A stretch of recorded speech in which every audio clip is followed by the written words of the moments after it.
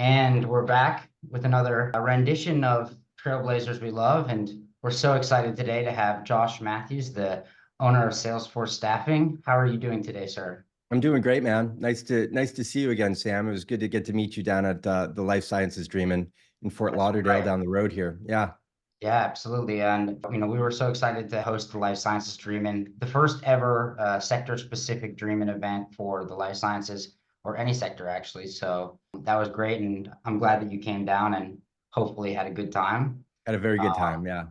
yeah, that's awesome. Yeah, so I know you've been in this ecosystem for a really long time. I'd love to hear a little bit about your story, how you got started in the Salesforce ecosystem, and a little bit about your company, if you wouldn't Yeah. mind. Yeah, sure thing. So I first used Salesforce the year it came out. I was working for a company called carclub.com, and carclub.com also became carclub.bomb. A lot of things weren't working out for internet companies back in 99. But it's even mentioned in Benioff's first book, that business. So I was working for them and got to use Salesforce. And at the time, I really didn't like it because I was on a 56K dial-up DSL. And I was so used to, systems that you could just, you put it in and it spits it right back, and you enter something and then you'd have to wait, and it's, the wheels spinning and everything. So that was my first introduction to Salesforce, was using it 25 years ago, which is kind of crazy. And then fast forward a number of years, I was a vice president at a company called Robert Half, and I Mhm. ran technology and creative for Oregon and Southern Washington. And they did a massive, one of the largest at the time, largest implementations of Salesforce. So we got to use it again there, and did some training on it. And then eventually Salesforce became a client of ours. And so we made placements with them. Mhm. And when I left the company in 2018, was it 2017 or 2018? I think it's 2018. I had to do just a little bit of soul searching and figure out, well, what kind of, I left to start my own business, and I'd done that before and had Mhm. gone back to them for like 4 years. And I decided to do a lot of heavy research and figure out, okay, what's the niche sector that I can um, really help the most people, where the greatest need is. And Salesforce is what I identified. It seemed like it was really easy to get job orders and really hard to find very good people. And I thought, well, I can do that. So I just like went all in, kind of faked it till I made it sort of thing, and launched Endeavor Staffing, which eventually became called Salesforce Staffing. So that's how I got into it, and that's the market that we serve. Yeah, it's awesome. And, I get really excited every time you post something about somebody that you found a placement. And, as part of this Trailblazers We Love series, I've been interviewing a lot of people and hearing about their story transitioning into the ecosystem from various places. Like I talked to Lori Tibbetts, who, came from nursing. Hmm. So, since you have, I She think did a you have. nice presentation at Life Sciences that I saw. Yeah, she's Yeah, fantastic. yeah, she's great. Yeah, so for somebody out there that's thinking about transitioning into the Salesforce ecosystem, maybe becoming an admin, you have a really unique vantage because you're helping these people find jobs all the time. What are some characteristics that you look for, and what would you say to them? So for people who are breaking into the ecosystem, look, for people breaking into the ecosystem, there are so many resources, like so many out there. I mean, it's an unheard of thing, what Salesforce has done, being able to educate people for free and get them Right. ready for certifications, right? So, I mean, I always say, well, just start there, just start there. But I think before you even do that, it really makes sense if you are a little bit unclear about what your strengths are, your personal Mhm. strengths, um, how you think. If you don't understand how you think, or what you're attracted to, or what you excel in, I strongly recommend people take like an MBTI personal inventory test. You can get them for free, right? Myers-Briggs tests, personality tests, career tests, to determine really just how technical they are. Mm. Are they technically minded? Or are they more driven by community and people and behaviors? Are they more interested in details, or in patterns? Because it's not the same thing, right? So Right. understanding yourself when you're making any kind of career decision, especially in your early years, or if you're going to do a career transition, I think is paramount, because Salesforce, while it offers something for almost everybody, it's still not a panacea for all people who want a great career, right? There are Right. so many different technologies out there. There are so many different careers out there. Not every nurse wants to become a Salesforce admin, right? Not every admin wants to become a nurse. So you Right. just kind of got to figure that out to begin with. And then I jump on Trailhead and Hmm. just start messing around, and you'll know if you're into it, because people fall in love with this stuff. They become addicted to it. Just Hmm. because you're not addicted to the, learning Salesforce doesn't mean that it's not right for you, because there are so many ways to go, right? Being a BA is different than being an admin. The combination of those two kind of makes you a consultant, right? Being an architect, a solution architect, is not the same as being a technical architect, and being a Right. Of course. developer isn't the same as either of those. So depending on kind of where your level is and what you lean towards, you could probably find something. So get involved in the community. My company provides a lot of different resources to help people who are new. We created Mhm. a podcast specifically just to answer people's questions to begin with. That was 3 years ago, a live show, and then we've been recording those podcasts. Now it's called the Salesforce Career Show. So there, you can flick through there, and there are a number of episodes about how to break through, how to get involved, how to Yeah. determine what path you should have. So I just think start on Trailhead, start making friends on LinkedIn, go to some Saturday, Salesforce Saturday events, find your local community groups, and just get involved and Yeah. listen to your heart on this stuff, right? Because you could get involved, and if it's painful, if it's like trying to run through mud for you, then it ain't right. And I'll Yeah. tell you a story. I was kind of at a crossroads in my career many years ago. This was in my 20s, and I had a roommate who was a network engineer and eventually became a CTO for a company up in Seattle. And he was studying like crazy for this network engineering stuff. And I thought, oh, I'm going to check that out. I bet I'd be good at that. And I looked at some programs, and I got the syllabus, and I started reading through, and it's like, I mean, you want to put me to sleep, man. Have me read network engineer literature. I mean, it's just, to me, was the most boring thing in the world. Doesn't mean it's not fascinating to other people. So Right. I knew pretty early on, I'm not a technologist. I use technology, but I'm not a technologist. I can't live in that all day long. So just kind of figure out what you are, right? And then go check some stuff out. You can also check out expandexchange.com, or just go to our website, thesalesforcerecruiter.com, and go to insights. We've got videos on how to interview, uh, blogs on how to break through into the industry. And more importantly, what I love about the Expand Exchange is it's just not like the Josh show. It's, we've got 50 plus resources on there, um, whether it's, a community Slack group that you can join, or podcasts, YouTube videos. It's sort of like your one-stop resource for everything that's not hosted by Salesforce itself. We are waiting for the Josh show. We're looking forward to that. But I think that's really great advice for somebody looking to enter the ecosystem, and also just general advice about, finding the right career to meet your, personality type, or, and there's something out there for everybody, obviously. I actually started my career in finance, and transitioned to sales because I like talking to people, and I was sitting behind four screens all day. And, so it's just great. I've been having all these conversations with people, and no matter what their different employment backgrounds, or even what age they decided to make that change, hearing their success stories and entering the ecosystem has been really great. You perfectly segued into the next question, because I was going to ask what your favorite Salesforce resource is. You ended up listing a ton of them, so I think that we can move on to the next Sure. question. Yeah.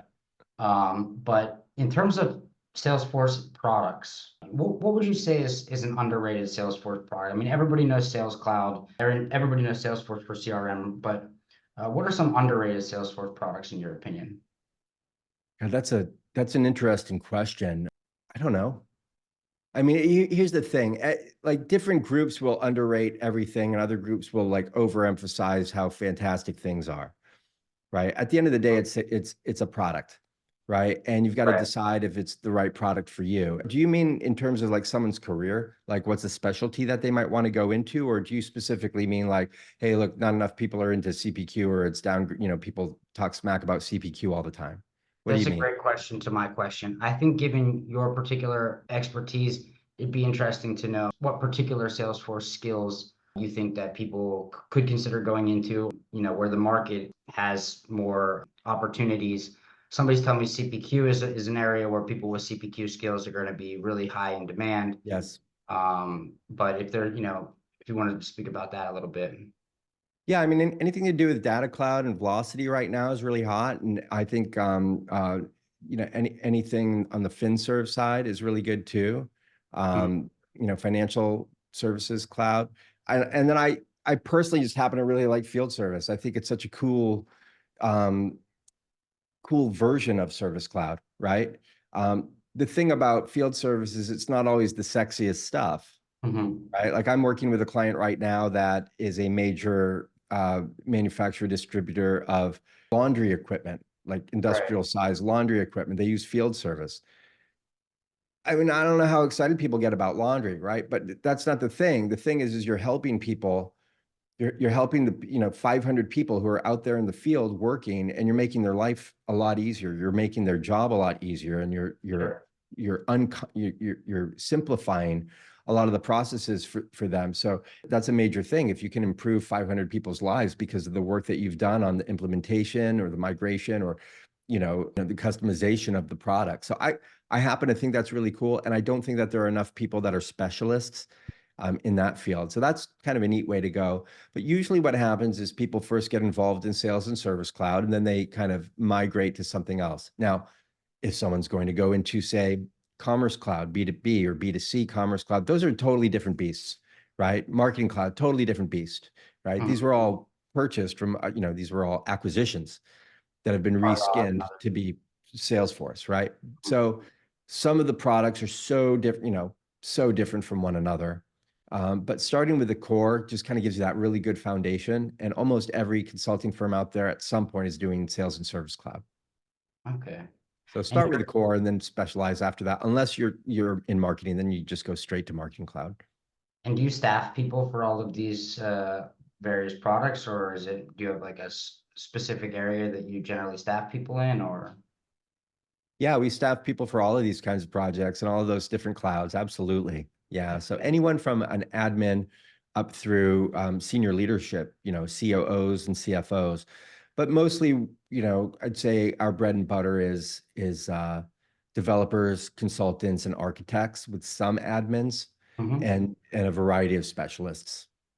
Awesome. And for everybody, I'll put the information about Salesforce Staffing's podcast in the description box.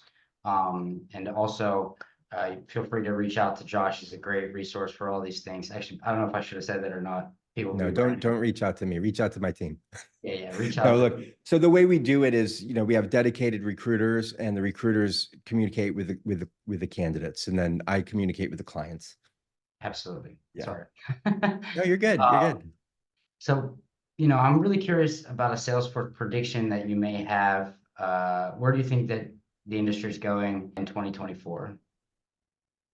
Yeah, it's a good question. Look, I mean, I think any prediction I have about Salesforce is really just my general prediction about the economy, right? Mm. Because the economy is it's the ocean that raises all boats when the tide rises with that. And 23 was for many a devastating year. There Yeah, have been a number of SI partners that have had to close down.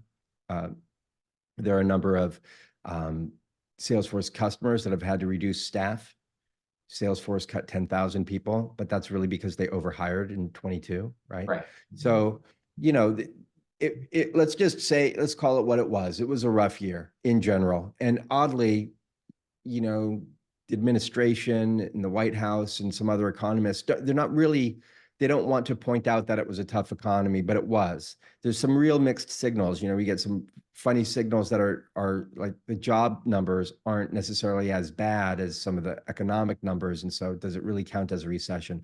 But for many folks out there in the ecosystem, whether it's actually a recession or not, it felt like a recession. Sure. It certainly felt that way for us for a little bit of time. And what we've noticed is since Thanksgiving of this past year is a major uptick in hiring. That's Okay. And I great. think the job numbers, national job numbers are indicating that as well, right? So My prediction for 24 is it's not going to be like it was in 22, but it's going to be a heck of a lot better than 23. And, that's kind of election years. We see that stuff often, a bad year and then a slightly better year. And then an election happens, no matter who gets in office, then the economy has a much better year. So I think the next couple of years are looking pretty good. As far as for someone who's trying to break into the ecosystem, I just got to shoot straight with the audience, which is it's hard, right? It's a survival of the fittest thing. And if you listen to enough of the podcast, you'll recognize some of the folks that we have on there, some people who, had careers in technology and spent 12 to 18 months trying to get their first job in Salesforce. Then they finally got it and it paid half of what they used to be making. And then 6 months later, they got a new job. And then they were making the same that they were making. And then a year after that, then they finally got into the money. It can take 2 or 3 years to really get in, but first you've got to get that shot. And for breaking and entering, right, you really have to you have to stand out. There's got to be something special about you, or at least a very high competency in your ability to articulate your value to a company, to a business leader, and demonstrate exactly why they would be absolute fools to pass up on you. And one of the things that folks can do is just get really, really involved. Attend Dreamin' events that are local to you. Go to Salesforce Saturdays, meet people, join the Ohana Slack, check out the Expand Exchange, connect with hundreds and hundreds and hundreds of people on LinkedIn. Make yourself known and pay attention. Take notes. Get better, right? There's so many success stories of people who came from nothing and now they're working at these amazing companies with fantastic careers, but it took them a couple years. Right. Right. So it's not I suppose back in 2017, you get your admin cert, you were going to get employed, but it's not that way anymore. Like it just isn't. Right. So you're going to have to stand out the same way anyone has to stand out for an important job. Absolutely. I think that's really great advice, both in the Salesforce context and just more generally. But yeah, you've given so much great information today. I really appreciate that. Just one last question before I let you get out of here, because I know you got a lot to do. I'd be interested in a recommendation that you might have for the people, something non-Salesforce related, a book that you've been reading, or a good show on Netflix that you found. Anything like that. We always like to end it on a non-Salesforce related note. Yeah, no, I love reading, and I love books that help make me better at my job, or a better partner, or a better father, or a better friend, better community member. And so I've got a couple of recommendations. One would be Atomic Habits by James Clear. Atomic Habits is an amazing sort of deconstruction of all of these different, how to develop a habit, right? And how to make it easier to have a good habit. Have you read it? So you're the third person that's come on to this and recommended Atomic Habits, and I still have yet to read it. So I really gotta go get a copy immediately. Yeah, go get a copy, and you can get an audio book too. I like the actual book because you can like dog ear it and try and remember it. But I listen to it, and I have the regular book. And a little trick, if you want to sort of hyper learn, listen to it while you're reading. Your retention's going to double. So that's a recommendation. Since so many people have recommended it, I'll recommend another book called the 10X. Oh God, is it the 10X principle? Oh, the 10X rule. So a lot of people have, you'll see this in advertising and on Insta, and 10X your business and 10X this, 10X your relationships and all this kind of stuff. And this fella who wrote the book and actually reads the audio book aloud, his name's Grant Cardone. I thought it was a terrific book, and it wasn't at all what I thought it was going to be. I thought it was going to be like, hey, this is how you multiply your business or grow your business or grow your efficiency. And really what the principle is that whatever you think, whatever it is that you want to do, right, that's going to be worthy, it's going to take you 10 times as much energy as you think. Yeah. Okay. And that includes becoming a Salesforce admin or whatever, right? It's that so it's this idea of actually setting a fair expectation in your mind, because what happens is when we don't set appropriate expectations on time or energy or effort to accomplish a task, a project, a major life goal, we quit. Right? We get all excited. We're freshmen. We're all excited, and then you hit the sophomore slump and you drop down, and then you quit. And most people quit, right? So the idea here is just like gird yourself, prepare, right? I remember when I first launched this business, part of me was thinking, great, I'm going to work, 35 hours a week, 40 hours a week. I've got this flexible schedule. Life's going to be great. Well, it was 90-hour weeks for 2 years. And I think I recorded 7 or 8 days off in the first 2 years of launching this business. I mean, monster hours to get things going, on a shoestring budget, right? So it took a lot of effort. And I didn't know that was going to be the case. I know it now, right? Sure. And now I can kind of relax a little bit and have a regular work week like everybody else. But at the time, and I talk to people all the time, hey, Josh, I'm going to be, I want to go independent. It's like, okay, dedicate half your time to marketing and unbillable work. So you better charge a lot for your billable work because you got to pay for all those other hours that you're not getting paid for, right? Right. So it's that kind of thinking. So just that's a very, very good book. Very good book. And if you really want my favorite read in the world, it's War and Peace. I just love that story. So there you go. Dostoevsky. What's that? Dostoevsky. No, No, sorry. it's Tolstoy. Tolstoy. Sorry, I Yeah. was thinking Private Russian. Another Russian. Yeah, Another yeah. Russian. Yeah. Well, this has been fantastic. I'm looking forward to watching this back myself, and I learned so much on this call, so I really appreciate it. I'm looking forward to seeing you again. We announced Life Sciences Dreaming 2 is coming. Uh, Awesome. it's going to be up north this time in Philadelphia, but we'd love to have you there. So we'll talk about that at some point. But thanks That so much, sounds great, Josh. Sam. Yeah. Looking Thanks, my forward to seeing friend. you.